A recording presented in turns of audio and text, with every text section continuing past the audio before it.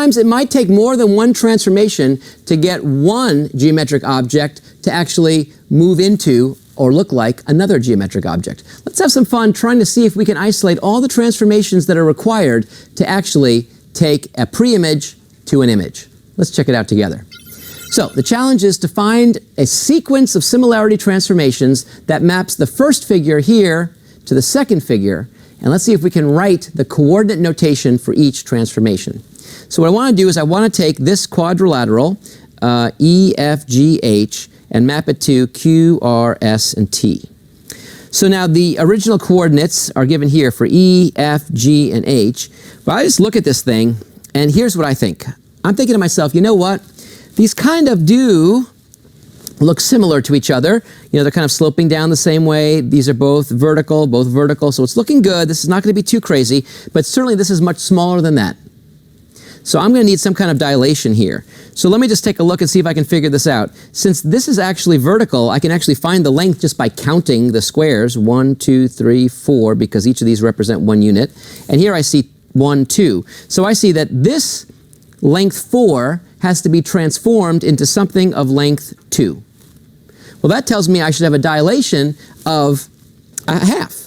We can even check that by looking across here and just looking at the x difference alone between E and H, and I see it's a distance of 2 horizontally, and I see a distance of 1 horizontally here in the corresponding area. So really, it seems like taking half is a good idea in both the both the y direction and the x direction. So we're looking for a scalar factor of a half. I'm going to hit this and multiply this by a half in all directions. So all x's and all y's get changed by a half.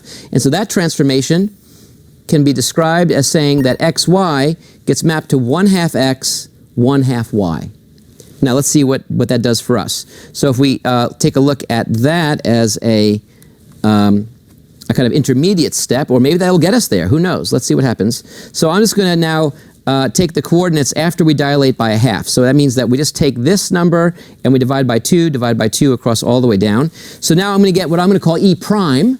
So E prime, which is this intermediate step, is going to be what? Well, what's half of this? That's -2. Half of this is a half. And so I see I get -2, comma, a half. For F, I'll have that mapped to F prime, which will be half of this. So that'd be -2, comma, 5/2. G would go to G prime, which would be -1, comma, 3/2. And H would get mapped to H prime under this transformation, and this would go to a -1, comma, -1/2. All right.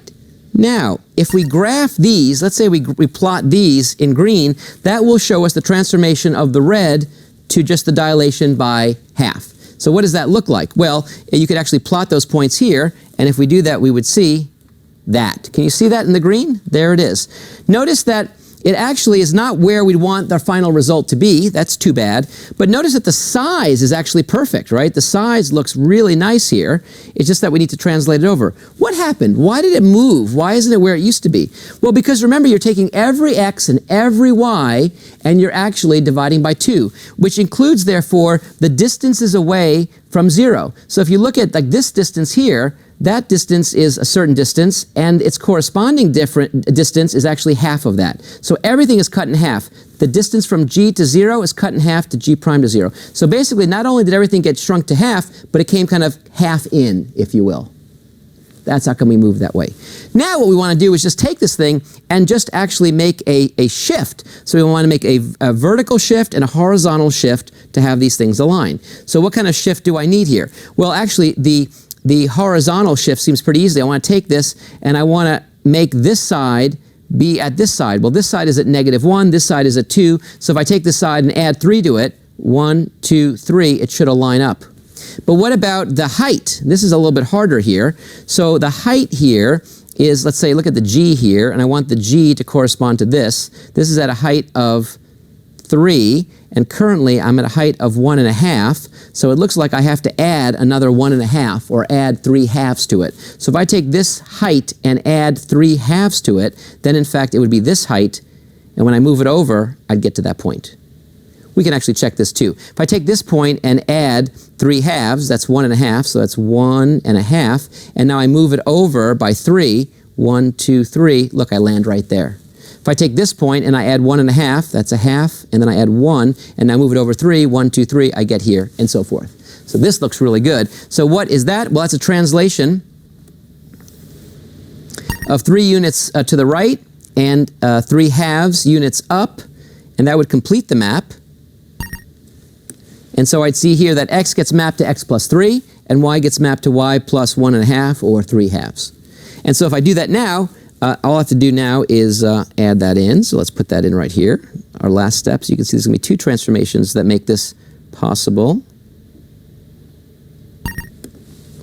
And so what do I have to do? I have to take my previous answer, add 3 to x, and then add 3 halves to y. So when I add 3 to the x value here, I just get 1. When I add 3 halves here, I get 2. So q, which is that point, so e prime is going to go to q, is 1, 2.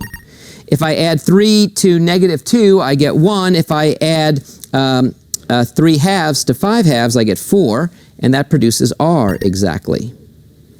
And similarly down the road. And look what I see. I see I get exactly what I want. So it turns out this transformation, followed by this transformation, will do exactly what I want. And I hope that you can see this.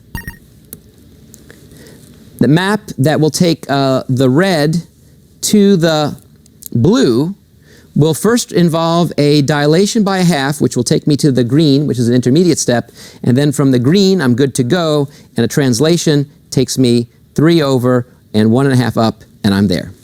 Wow.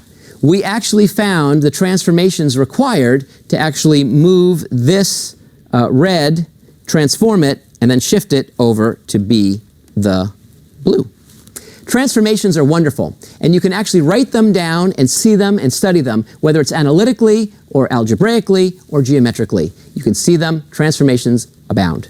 Have fun looking at the transformations in your life, and I'll see you soon.